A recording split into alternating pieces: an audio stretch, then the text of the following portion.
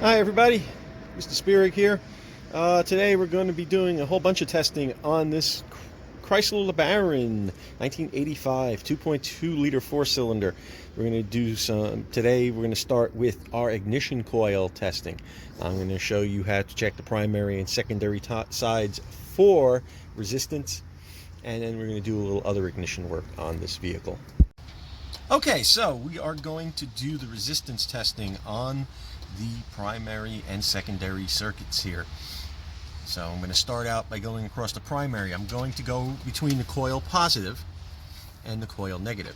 Now the reason I know which one is which is because they are actually marked on this coil. If they are not, you're going to have to look it up on a wiring diagram. In this car, however, the older style coils, they marked them for us, made our lives a little easier. So that's going to be the primary winding side. And I'm going to see what the resistance is, and then we're going to compare it to spec, which I will have the specs provided for you, and we'll go over that in the final discussion of this.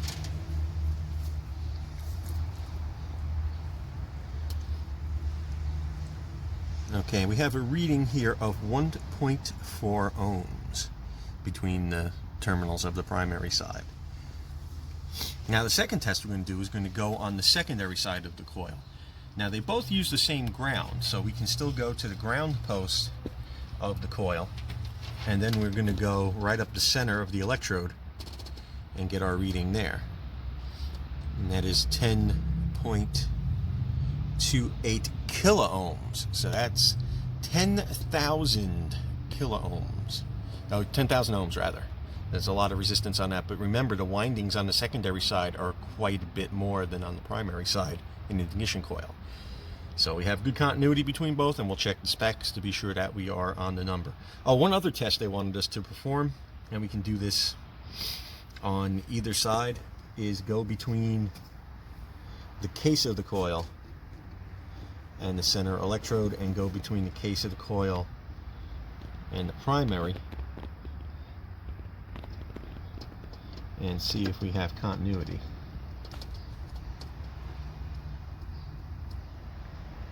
Which we don't. I was touching the edge of the case before, that's why it jumped up on me. So there is no continuity there. Just to check to be sure there's no shorts on the coil to the case. Coils can short internally, and that will cause them to not make as hot of a spark, but they may still fire. So if we're having an ignition problem, that would be one of the places we would look. Okay, so one other quick test I just wanted to show you that wasn't on the worksheet is if you're not sure whether or not when you have a no start that is the coil being signaled. I have the coil disconnected. I'm just going to crank the engine quickly. If you watch the test light, you should see it flicker as the car cranks, because that is the coil being turned on and off. If you didn't see it flicker, that tells you that that's why you have no spark, that the control device is not working properly, or the coil is dead, and that's why you're not getting a start. So this is a quick old school trick with the test light that you could do. You can do this on almost any coil as long as you can get to the ground side. The coil unplug, it is a little harder.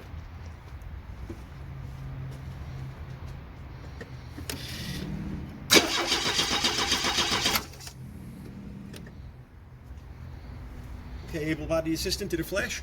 Yep. Okay, good. We're removing the spark plugs, and we're doing an inspection on them. And we're going to check the gap, we're going to read them, and we're going to see where we need to go with that. So if you look at this plug, you'll see that it is a little discolored, but it's not bad. It is used. I would replace these spark plugs. I forget the last time these were done, to be honest with you. I'm also going to measure the gap on the electrode. Remember, these things burn away over time, so the gap gets wider as we drive. So this gap is a 0.035, which I have my feeler gauge set to measure. Like a hot dog down a hallway. So what I need to do is tighten this gap up a little bit to have a correct spark. So what I'm going to do is use my tool. Don't bang it against things because you're going to hurt the electrode. And I'm going to twist down on the electrode a little bit and see how much closer I am now. You want to have a little bit of resistance. That might just be it. Yes, I will count that as good. And we're going to do that with all 4 spark plugs. So what I'm going to do is we're going to watch I'm going to pull out the other 3. We're just going to inspect them, measure them real quick, and then I'll reinstall and we'll move on to the next step of testing. Okay, so pulled the rest of the spark plugs. It saved you the whole going through the rigmarole, taking them out. I think you guys know how to pull one by now. And nothing remarkable about any of the spark plugs. A little wear, they should be replaced. I re-gapped them. The electrodes are burned a little bit, but they're not fried, burned away. I would recommend fresh plugs, and I do actually have a set of wires laying around for this car somewhere that I'll probably install as well. Okay, so while we're here, real quick,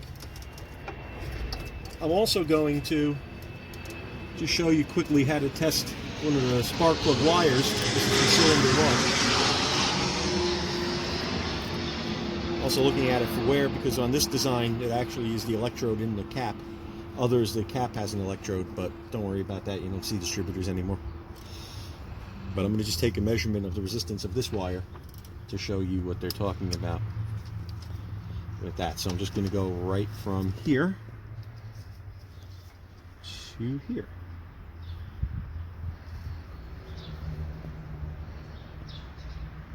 And we have a reading of 3.4, we call it 3.45 kiloohms.